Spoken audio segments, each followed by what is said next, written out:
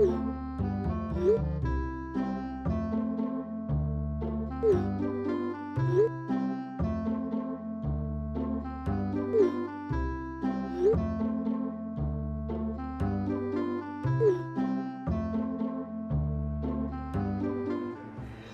video tersebut merupakan gambaran dampak dari risiko bahaya di tempat kerja.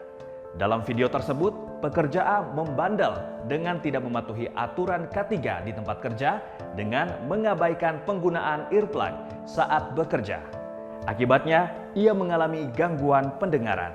Hal tersebut sangat bisa dihindari bila pekerja tersebut mentaati tata tertib dengan disiplin memakai earplug. Gambaran pada video yang baru saja diputar adalah terjadinya gangguan kesehatan sebagai salah satu dampak risiko bahaya kerja. Berdasarkan Sertifikasi Risiko Organisasi Buruh Internasional (PBB) atau ILO, gangguan yang dialami pekerja tersebut masuk ke dalam gangguan kategori A, yakni bahaya fisik kebisingan.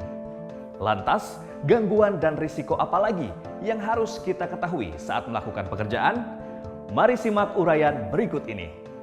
Di tempat kerja ada banyak sekali risiko dan potensi bahaya yang mengintai pekerja. Bahaya tersebut bisa menimbulkan gangguan fisik dan mental, baik yang bersifat ringan maupun berat.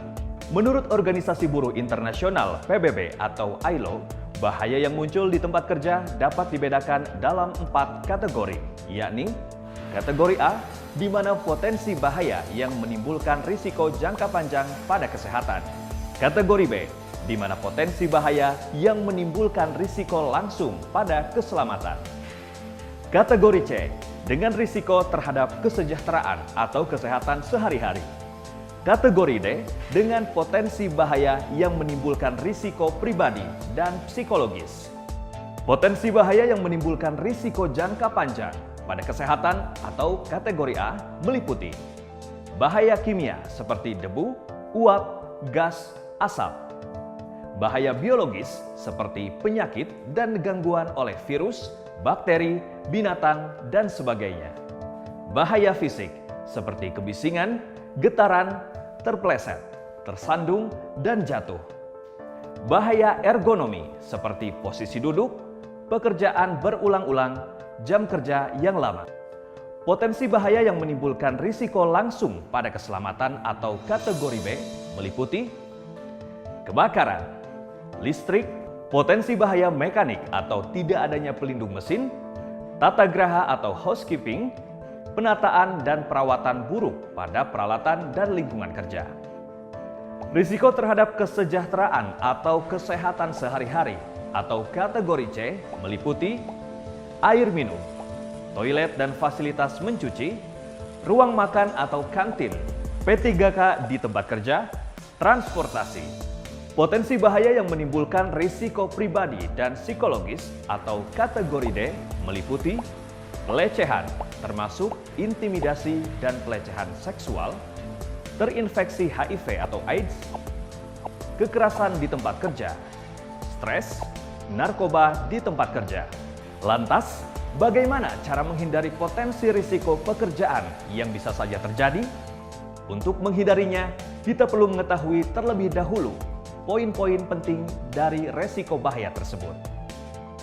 Untuk faktor kimia, bahan kimia berbahaya dapat berbentuk padat, cairan, uap, gas, debu, asap, atau kabut. Bahan kimia ini dapat masuk ke dalam tubuh melalui 3 cara utama, antara lain 1. Inhalasi atau menghirup, di mana bahan kimia langsung terhirup setelah bercampur dalam udara. 2. Pencernaan atau menelan, di mana bahan kimia dapat tertelan setelah mengontaminasi makanan atau minuman. 3. Penyerapan ke dalam kulit atau kontak invasif, di mana zat kimia melewati kulit dan masuk ke pembuluh darah, biasanya melalui tangan dan wajah. Kadang-kadang, zat-zat juga masuk melalui luka dan lecet atau suntikan. Di dunia industri, bahan-bahan kimia yang berbahaya biasanya ditempatkan secara terpisah dan diberi label keterangan. Untuk bahaya faktor fisik kebisingan, terdapat ambang batas 85 desibel selama 8 jam sehari sebagai batasan pajanan terhadap kebisingan. Ukuran suara 85 desibel tersebut setara dengan suara blender. Setiap pekerja disarankan untuk menggunakan earplug jika bekerja di tempat yang bising. Untuk faktor penerangan, setiap pekerja harus mendapatkan tingkat penerangan yang sesuai pada pekerjaannya, sehingga tidak bekerja dengan posisi membungkuk atau memicingkan mata yang dapat menimbulkan masalah kesehatan. Untuk faktor getaran, resiko hadir saat pekerja memegang peralatan yang bergetar, sering mempengaruhi tangan dan lengan pengguna, dapat menyebabkan kerusakan pada pembuluh darah dan sirkulasi di tangan. Sebaliknya, mengemudi traktor di jalan bergelombang sehingga menimbulkan getaran ke seluruh tubuh dapat mengakibatkan nyeri punggung bagian bawah. Sedangkan risiko faktor biologi terdapat pada tempat-tempat atau objek yang menjadi sarana inkubasi virus, seperti tempat kerja yang kotor. Virus tersebut dapat menjangkit dan menular pada pekerja-pekerja lainnya. Adapun faktor risiko ergonomis biasanya dipicu oleh posisi kerja yang tidak memenuhi standar atau tidak proporsional, seperti posisi duduk yang membungkuk, berdiri terlalu lama, dan lain-lain. Adapun akibat risiko ergonomis ini adalah ketegangan otot, kelelahan yang berlebihan, atau gangguan kesehatan yang lain. Risiko lain yang cukup sering ditemui di banyak bidang pekerjaan adalah risiko keselamatan listrik. Konsekuensi dari terkenanya tubuh oleh sengatan arus listrik ini bisa berupa gerakan spontan akibat kejut, fungsi jantung yang terhenti, pendarahan. Beberapa faktor risiko tersebut tentunya patut diwaspadai dengan bersedia menerapkan prinsip K3. Karena itu, setiap pekerja dianjurkan menggunakan alat pelindung diri atau APD untuk meminimalisir risiko bahaya kerja yang terjadi. Bila kalian bekerja di tempat yang bising, gunakanlah earplug agar telingamu tidak mengalami gangguan. Sayangi tubuhmu dengan tetap disiplin dan berhati-hati saat bekerja.